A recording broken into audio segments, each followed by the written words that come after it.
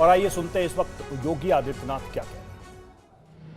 खुशहाल किसान और रात को काम, तकनीकी निवेश से समृद्ध होता उत्तर प्रदेश के लिए समर्पित यह बजट 9 वर्ष के नवनिर्माण की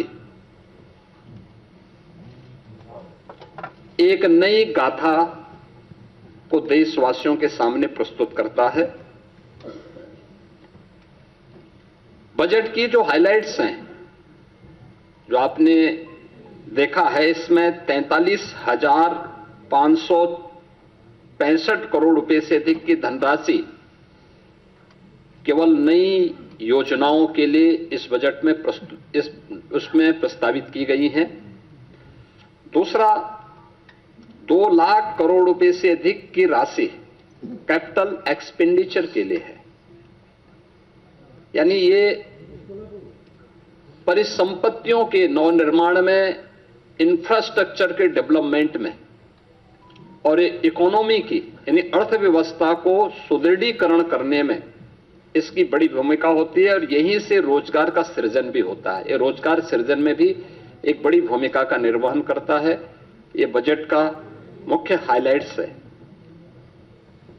आपने इस चीज को बजट में देखा होगा। बजट भाषण जब वित्त मंत्री जी पढ़ रहे थे तो उस समय भी आपने इस बात को गौर किया होगा कि बजट में जो हमारी एफआरबीएम की सीमा है, यानी पिछले 9 वर्ष में ये हमारी सरकार का 10वां बजट है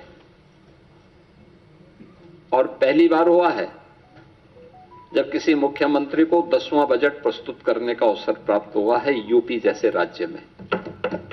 इससे पहले कभी नहीं हुआ। दूसरा है कि इन 9 वर्षों में एक भी टैक्स नहीं लगाया गया। तीसरा है, यूपी के अंदर जो भी कर चोरी थी, लीकेजेस थे, इन सबको रोक करके कुशल वित्तीय प्रबंधन के माध्यम से बेमारू राज्य से उत्तर प्रदेश को भारत की अर्थव्यवस्था का एक ब्रेक थ्रू के रूप में प्रस्तुत करते हुए रेवेन्यू सरप्लस स्टेट के रूप में प्रस्तुत करने में सफलता प्राप्त हुई है। 2017 में जिस राज्य में ऋणग्रस्तता थी और वह उसकी 30% से अधिक थी, उसे घटा करके हम लोगों ने अगले ही 2-3 वर्षों के अंदर 27% में लाने में सफलता प्राप्त की थी। लेकिन 3 वर्ष का जो कोविड कालखंड था, इसके कारण यह सीमा बढ़ी थी। हम इसे फिर से 27% में लाने में सफल हुए हैं और हमारा इस वित्तीय वर्ष में यह लक्ष्य है कि हम इसको 23% तक लेके आ जाएं। यानी जो रिजर्व बैंक ने तय किया है कि किसी भी राज्य की जो कुल जीएसडीपी होगी उसकी 30% से अधिक ऋण उस पर नहीं होना चाहिए। उत्तर प्रदेश देश के उन राज्यों में है जिस राज्य के पास जो भी एफआरबीएम की सीमा तय की गई है उसके अधीन उत्तर प्रदेश ने अपने वित्तीय प्रबंधन को रखा है और उत्तर प्रदेश की ऋणग्रस्तता उसी के अधीन उत्तर प्रदेश के अंदर देखने को मिल रही है। यह हमारा कुशल वित्तीय अनुशासन भी है। बिना अतिरिक्त टैक्स लगाए हुए उत्तर प्रदेश के अंदर वेलफेयर की स्कीम को, इंफ्रास्ट्रक्चर की स्कीम को और प्रत्येक सेक्टर में नई ऊंचाइयों को प्राप्त करते हुए विकास के नित नए सोपान को स्थापित करते हुए आज उत्तर प्रदेश जिस दिशा में आगे बढ़ा है, अपनी अर्थव्यवस्था को मजबूत किया है, उसके बल पर उत्तर प्रदेश आज देश की टॉप 3 इकोनॉमी में एक है। देश की जो टॉप 3 इकोनॉमी है उनमें से उत्तर प्रदेश की एक है। हम लोगों ने उत्तर प्रदेश जैसे राज्य को, हमने देखा होगा कि उत्तर प्रदेश में अब अनएम्प्लॉयमेंट जो रेट है इसको हम 2.24% तक के नीचे लेके आने में सफल हुए हैं। यह स्थिति 2017 के पहले यह लगभग 17 से 19% तक था। आज इसको हम नीचे करने में सफल हुए हैं। जॉब लेड ग्रोथ को लेकर के हम लोगों ने इस पूरे बजट की जो हमारी सोच है, युवाओं के प्रति समर्पित भाव के साथ जो भी ग्रोथ हो वह उनके एम्प्लॉयमेंट को लेकर के भी हो और युवाओं के एम्प्लॉयमेंट पर विशेष रूप से ध्यान देते हुए एमएसएमई, स्टार्टअप, ओडीओपी और स्थानीय उद्यमियों को विकसित करते हुए बृहद निवेश की नई योजना के साथ उत्तर प्रदेश को इन्वेस्टमेंट डेस्टिनेशन के साथ एम्प्लॉयमेंट जनरेटर के रूप में भी एक बड़ी भूमिका के साथ आगे बढ़ाने का तय। और इसके लिए आपने बजट में इन चीजों को देखा होगा, कैसे उत्तर प्रदेश ने अब उस दिशा में कार्य करना प्रारंभ किया। इमर्जिंग टेक्नोलॉजी को लेकर के आज जो बड़ी घोषणाएं हुई हैं, उन बड़ी घोषणाओं में जो बहुत महत्वपूर्ण सेक्टर है कि उत्तर प्रदेश सरकार जहां पे चल रहा है, आपने देखा होगा उत्तर प्रदेश राज्य में हमेशा इस बात को देखने को मिलता था कि अलग अलग विभाग अलग अलग समय में अलग अलग डाटा प्रस्तुत करते थे। हमारी सरकार ने तय किया है कि हम यूपी के अंदर एक स्टेट डाटा अथॉरिटी का गठन करेंगे।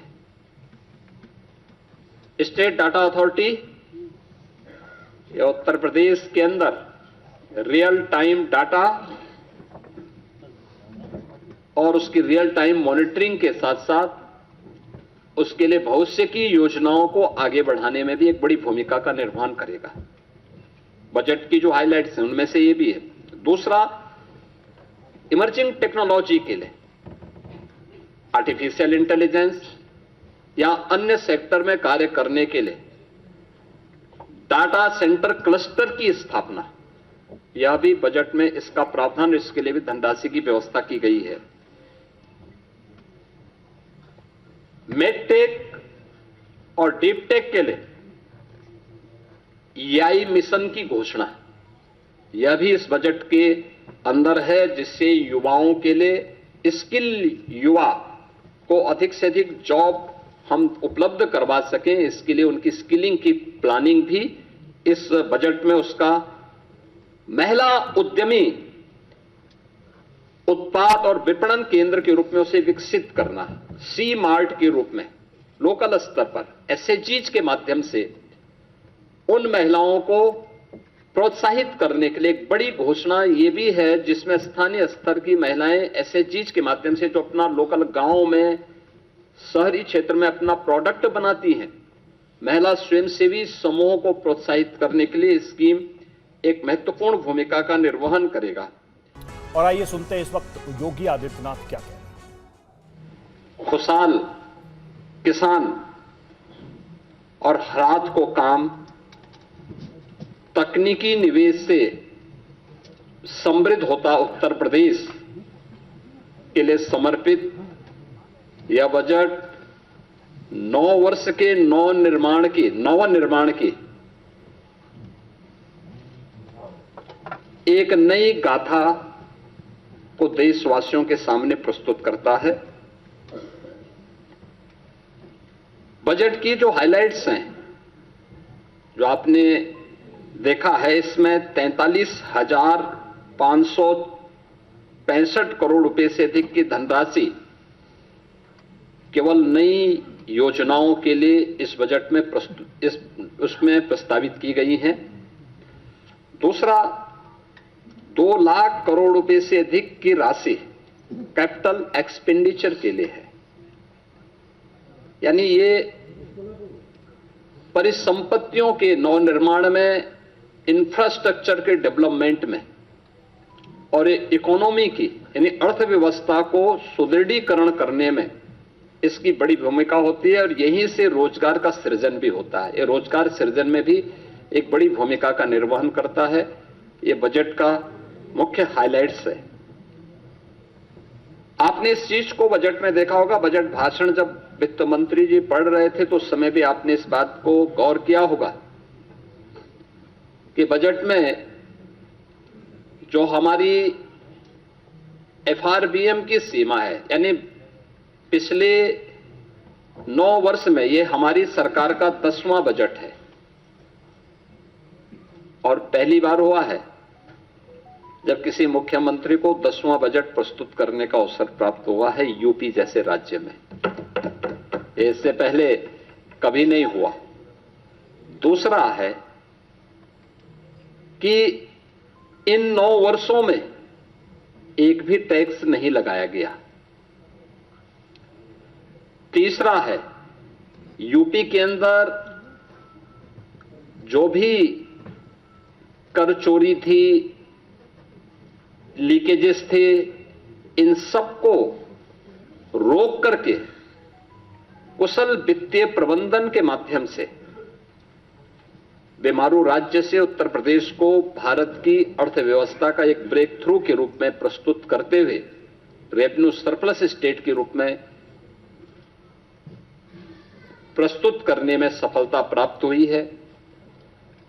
2017 में जिस राज्य में ऋणग्रस्तता थी और वह उसकी 30% से अधिक थी, उसे घटा करके हम लोगों ने अगले ही 2-3 वर्षों के अंदर 27% में लाने में सफलता प्राप्त की थी। लेकिन 3 वर्ष का जो कोविड कालखंड था, इसके कारण यह सीमा बढ़ी थी। हम इसे फिर से 27% में लाने में सफल हुए हैं और हमारा इस वित्तीय वर्ष में यह लक्ष्य है कि हम इसको 23% तक लेके आ जाएं। यानी जो रिजर्व बैंक ने तय किया है कि किसी भी राज्य की जो कुल जीएसडीपी होगी उसकी 30% से अधिक ऋण उस पर नहीं होना चाहिए। उत्तर प्रदेश देश के उन राज्यों में है जिस राज्य के पास जो भी एफआरबीएम की सीमा तय की गई है उसके अधीन उत्तर प्रदेश ने अपने वित्तीय प्रबंधन को रखा है और उत्तर प्रदेश की ऋणग्रस्तता उसी के अधीन उत्तर प्रदेश के अंदर देखने को मिल रही है। यह हमारा कुशल वित्तीय अनुशासन भी है। बिना अतिरिक्त टैक्स लगाए हुए उत्तर प्रदेश के अंदर वेलफेयर की स्कीम को, इंफ्रास्ट्रक्चर की स्कीम को और प्रत्येक सेक्टर में नई ऊंचाइयों को प्राप्त करते हुए विकास के नित नए सोपान को स्थापित करते हुए आज उत्तर प्रदेश जिस दिशा में आगे बढ़ा है, अपनी अर्थव्यवस्था को मजबूत किया है, उसके बल पर उत्तर प्रदेश आज देश की टॉप 3 इकोनॉमी में एक है। देश की जो टॉप 3 इकोनॉमी है उनमें से उत्तर प्रदेश की एक है। हम लोगों ने उत्तर प्रदेश जैसे राज्य को, हमने देखा होगा कि उत्तर प्रदेश में अब अनएम्प्लॉयमेंट जो रेट है इसको हम 2.24% तक के नीचे लेके आने में सफल हुए हैं। यह स्थिति 2017 के पहले यह लगभग 17 से 19% तक था। आज इसको हम नीचे करने में सफल हुए हैं।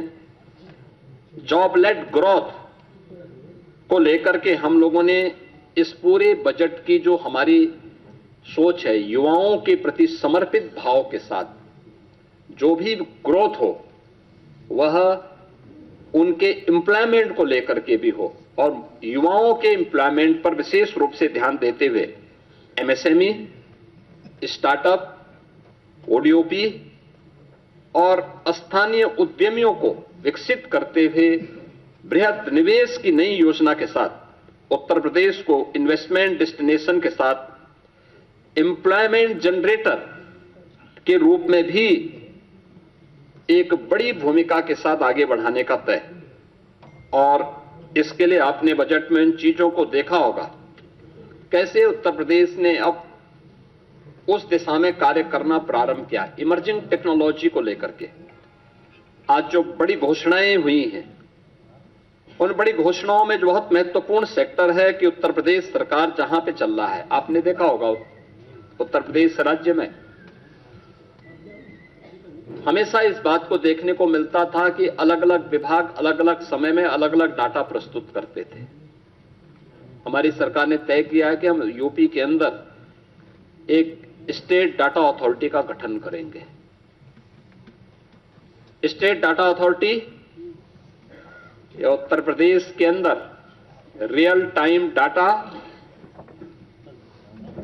और उसकी रियल टाइम मॉनिटरिंग के साथ साथ उसके लिए भविष्य की योजनाओं को आगे बढ़ाने में भी एक बड़ी भूमिका का निर्वहन करेगा। बजट की जो हाइलाइट्स हैं उनमें से ये भी है। दूसरा, इमर्जिंग टेक्नोलॉजी के लिए आर्टिफिशियल इंटेलिजेंस या अन्य सेक्टर में कार्य करने के लिए डाटा सेंटर क्लस्टर की स्थापना, यह भी बजट में इसका प्रावधान, इसके लिए भी धनराशि की व्यवस्था की गई है। मेडटेक और डीपटेक के लिए EI मिशन की घोषणा, यह भी इस बजट के अंदर है, जिससे युवाओं के लिए स्किल युवा को अधिक से अधिक जॉब हम उपलब्ध करवा सकें। इसके लिए उनकी स्किलिंग की प्लानिंग भी इस बजट में, उसका महिला उद्यमी उत्पाद और विपणन केंद्र के रूप में उसे विकसित करना, सी मार्ट के रूप में लोकल स्तर पर SHGs के माध्यम से उन महिलाओं को प्रोत्साहित करने के लिए एक बड़ी घोषणा ये भी है, जिसमें स्थानीय स्तर की महिलाएं SHGs के माध्यम से जो अपना लोकल गांव में, शहरी क्षेत्र में अपना प्रोडक्ट बनाती हैं, महिला स्वयंसेवी समूहों को प्रोत्साहित करने के लिए स्कीम एक महत्वपूर्ण भूमिका का निर्वहन करेगा।